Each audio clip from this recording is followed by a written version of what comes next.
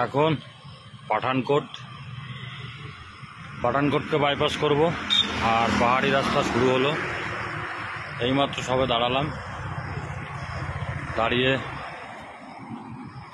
চা এখন একটা গ্রিন টি খাবো।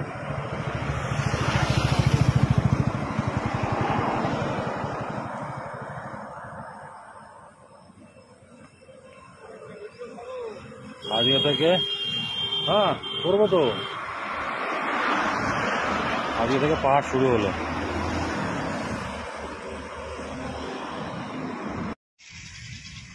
Good morning. আজকে আমাদের 7ম দিন। তো আজকে আমরা আছি জম্মুতে এই হোটেলে আমরা ছিলাম, হোটেল হলমার্ক। কিন্তু এত বৃষ্টির জন্য আর আমরা পেরে উঠতে পারছি না। আকাশ মেঘলা। এখন মোটামুটি শ্রীনগর পার করে যদি বৃষ্টি কমে।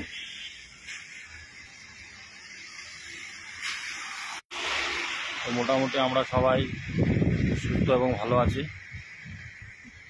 আর এখান থেকে এখন বেরোবো, বৃষ্টির মধ্যেই বেরোতে হবে, নইলে আমরা এগোতে পারছি না। প্রতিদিন বৃষ্টি, একটা দিন রেইনকোট ছাড়া গাড়ি চালাতে পারিনি। আর বৃষ্টির মধ্যে গাড়ি এগোনোও যাচ্ছে না। আজকে আমরা শ্রীনগর পৌঁছাবো।